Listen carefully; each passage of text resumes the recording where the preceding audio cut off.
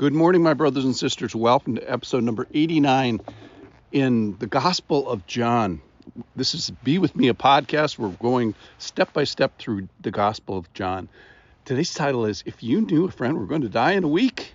So the idea here is, if you knew a friend of yours was going to suffer a betrayal and a crucifixion or some sort of horrible death in a week, what might you do for them?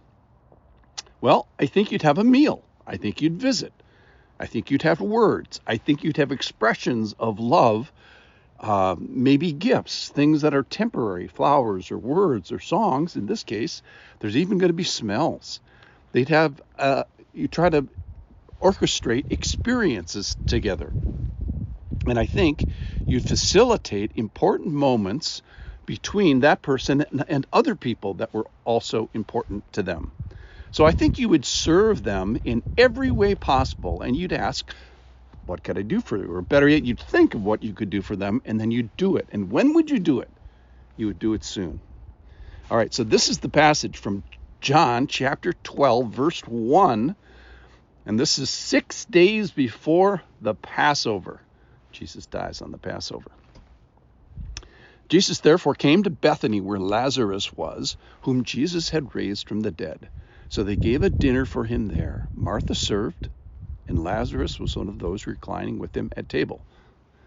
Mary therefore took a pound of expensive ointment made from pure nard and anointed the feet of Jesus and wiped his feet with her hair. The house was filled with the fragrance of the perfume. But Judas Iscariot, one of the disciples, parentheses, he who was about to betray him, close parentheses, said, "Why was this ointment not sold for 300 denarii and given to the poor?" It's a whole year's wages, a lot of money. He said this not because he cared about the poor, but because he was a thief, and having charge of the money bag, he used to help himself to what was put into it. Verse 7, Jesus said, "Leave her alone so that she may keep it for the day of my burial. For the poor you will always have with you, but you do not always have me." That's the end of that. So there's a little bit of urgency at the end. So there's this timing, and this is 6 days before the Passover, and he dies on this Passover. This is Jesus's third Passover that's mentioned in John. He's really saying is, hey, next Friday is my last Friday. So Jesus is on the menu this year as the sacrificial Passover lamb. He's going to pay with his life. He is the Lamb of God. He was sent as a sin substitute for the likes of us. He was made like us to help the likes of us. All right, so he's going to go back and forth from Bethany, 2 miles away, in the next couple of days. He's going to pop back and forth until Thursday night. Thursday night is the night of the Last Supper. All kinds of great last teaching. We're going to go through all of it in John. Then he's going to get arrested. He's going to have all these night trials through late Thursday night and early Friday morning. He's going to be turned over to the Romans on early Friday morning. We call this Good Friday because that's the day of his crucifixion. He dies Friday afternoon. That's confirmed by the centurion. He was taken off the cross by Joseph of Arimathea. And then he was buried in the tomb. He was in the tomb for 3 days, or parts of 3 days, as the Jewish counted it. So a little bit of Friday, all of Saturday, and a little bit of Sunday. And then the resurrection. Now, this is a lot to believe, but we have help with the believing of it because of Lazarus. And he's mentioned here specifically as the one who Jesus raised from the dead. And he's going to call on us to believe next in his own resurrection in about a week's time. And then ultimately, at the time of our death, he's going to call us to hopefully confidently put hope and trust in our own personal resurrection. All right, so I first thought that this party that was had here was in honor of Lazarus, in honor of Lazarus being raised from the dead. But then I never thought about this, is that Jesus had given warnings to the disciples at least 3 times in his ministry that he was going to go to Jerusalem, he was going to be crucified, and this was no surprise to the disciples. So he had prophesied his own death and resurrection a couple of times. And on his last trip, he just flat out tells him, this is it. I'm going to Jerusalem. This is from Matthew 20:17.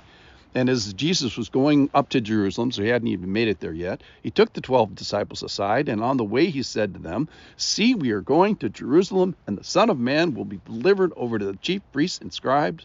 They will condemn him to death and deliver him over to the Gentiles to be mocked and flogged and crucified, and he will be raised on the last day. He just tells them flat out, I'm going to Jerusalem. It's a one-way trip. And he's ultimately going to leave Jerusalem only by resurrection. In the meantime, he's telling them, and perhaps more of the inner circle, that he was going to be mocked and flogged and crucified. So I'm speaking to you plainly here. So what kind of a dinner party do you have for a person like this? What might you do on a day when I know that I do have you? Jesus says, look, you're not always going to have me. So what should we do on a day that I do have you? So it helps us understand and appreciate what happens next. It's not, someday I should have a dinner party. Someday I should invite you over. Someday I should be wildly generous and speak sweet words to you. Someday I should facilitate the ability of others to gather and, call that evangelism. Someday I should serve him sacrificially. Someday I could get my hands and my hair dirty for him. If today is not that day, then what day is? They had no time, and we do not have the luxury of time either, in a sense. So just like they did not have for them, they had to hurry, because Jesus said, you will not always have me. And for us, what's our hurry? So here's our hurry, is we will not always have opportunity to have him. So the big theme of John, one of the big themes of John, is to receive him and is to believe. And I think this pushes us to say, when's a good time for that?